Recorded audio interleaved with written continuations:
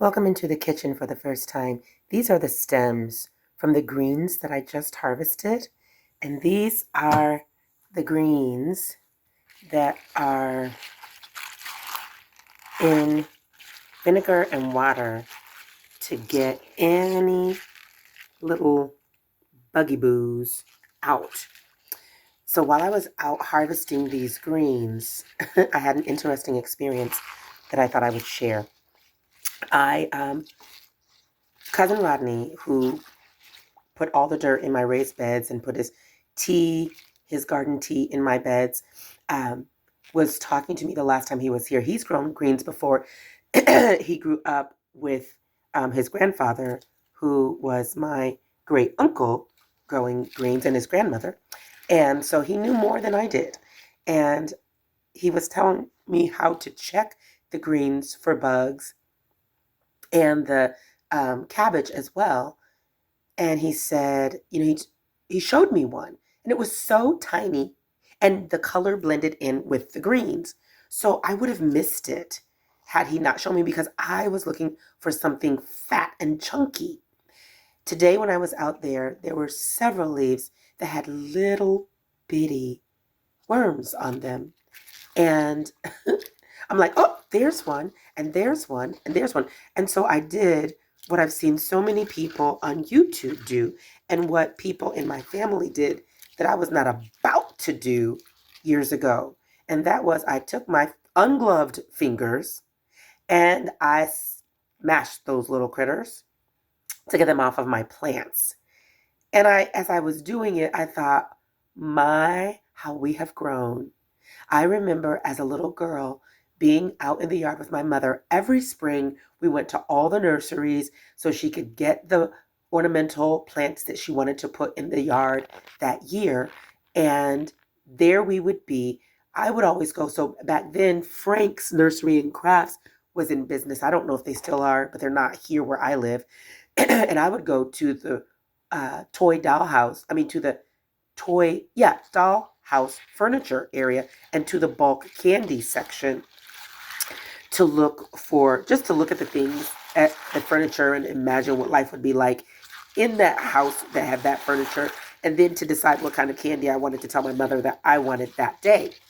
And then we got home, and boy, oh boy, we had to get out in that yard and start planting. I wanted nothing to do with bugs, dirt, or worms, all of which I later in life learned are vital for dirt and for soil health and um, for pollination and all of the things that go on in the ecosystem of the plant world.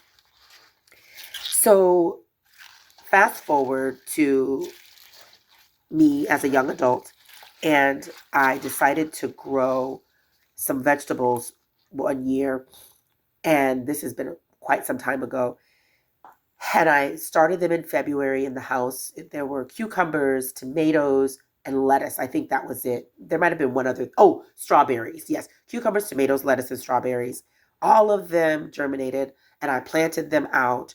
And when I say I planted, I put them in pots, and then I transplanted them into larger pots. But I was not willing to put them outside. And I remember my tomato plants were getting so leggy and they were getting so tall, and I kept waiting and waiting and waiting to see tomatoes come on them, and nothing happened. And one day I was at work and I was talking with one of my coworkers about my garden. She also gardened. And I said, I don't want to put it out. She said, well, you need to put it outside. I said, no, I don't want to put it outside. I don't want any bugs to get to it. She said, well, then you're going to have to self pollinate. And I'm like, what? She said that you're going to have to get a Q-tip and go rub it, into, one of your other floral blooms, and then rub that onto the plant if you're not going to put it outside for bugs to do the pollination. And I said, okay, tomato plants going outside, but it won't come back inside, right? But who brings tomato plants back inside? So I put it outside, and within a short amount of time, all of these blooms started coming on it. Again, this was the first time I'd ever grown anything. Now, my mother grew up on a farm down south. I didn't. She raised me in the city, she and my father. And so, and they were not gardening, but I did have a relative who had a large garden. And I remember her husband with the tractor, and he was a hunter and a fisherman and all of those. But I wasn't paying attention to what was going on in the garden. As children, we were just playing in the garden, having fun. So again, here I am, a young adult, and I put the tomato plant outside and I see all these yellow flowers start to come out. And I call my mom and I'm like, Mommy, my tomato plant, it has flowers on it. Oh my goodness. Like I'm waiting for the fruit to come. I'm waiting to see tomatoes, but instead I see flowers. And I was amazed. Like, what in the world are flowers doing on my tomato plant? My mother said, again, she grew up in Alabama. Yes, Ria. She said, everywhere you see a bloom, that's where a tomato is going to come out. I'm like, what?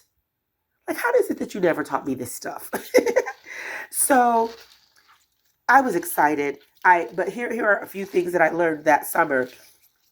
I learned that when you plant strawberry plants from seeds, they don't produce strawberries that year. It's the second year. So I didn't know that at the time. I kept waiting for my strawberries to come in. They didn't. So I snatched those little babies out of the dirt, and I was growing in pots at the time. I snatched them out of the pot that they were in and put something else, I think an ornamental flower, because I was exclusively into ornamental plants at the time. And I was just dipping my toe into food. And I snatched those strawberries out. I want to say it was later that year, sometime I was doing some research and learned that I should have let them continue to grow because they were doing so well. And then the next year I would have gotten a harvest. So that was one thing I learned. I also learned that tomatoes that are not in the grocery store often will have very sticky, prickly, not sticky, but prickly surfaces that will stick you like a little needle. I got so excited when I went out and saw a cucumber. I don't know if I just said strawberries have stickers, but cucumbers do. I went out and I saw a cucumber. When I say I was elated, I jumped over there and grabbed that cucumber and I immediately released it and hollered.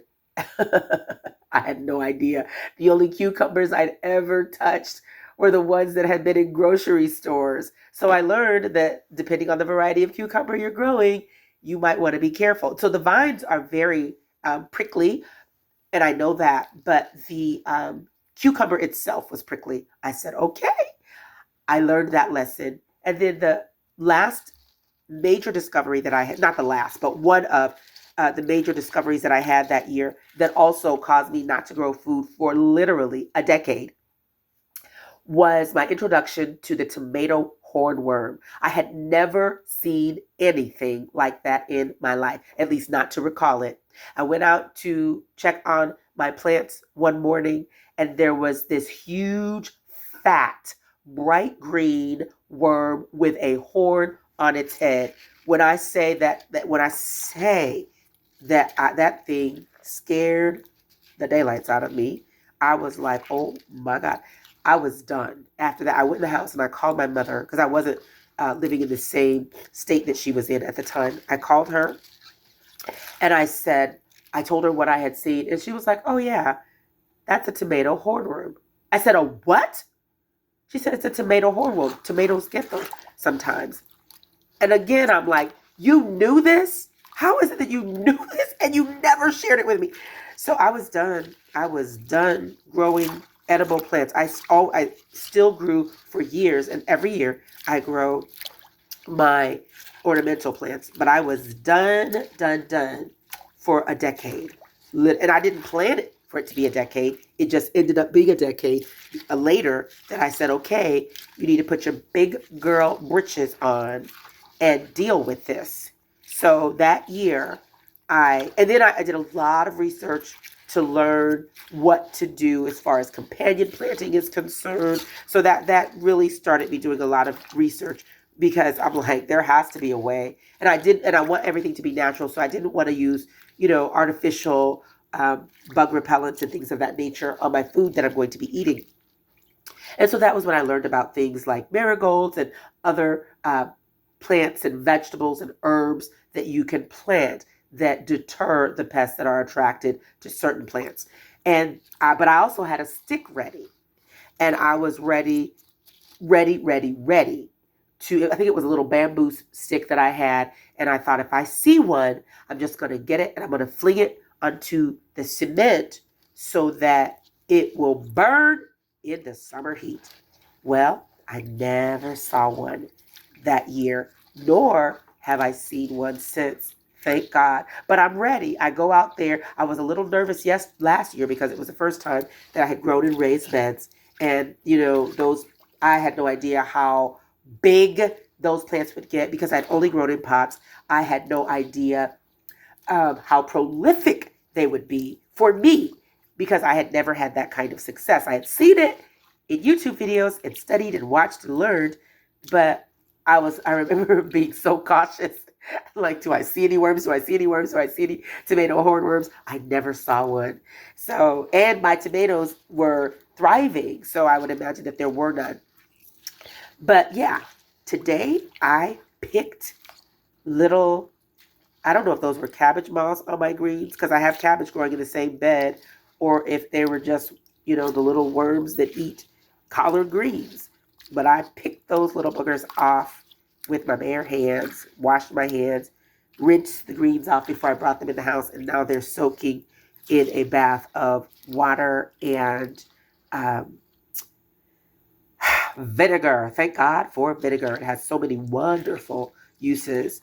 And that is what I wanted to share with you. I am so thankful for the beauty of growing things and what God allows us to grow. I'm a firm believer that everything we need for health, healing, and wholeness is in the earth. God has planted it in the earth. We just need to do the homework we need to do to figure out what it is, how to grow it, how to care for it, and what its natural growth habits are. And then we can have everything we need from food to medicine. God bless you. Thank you for listening.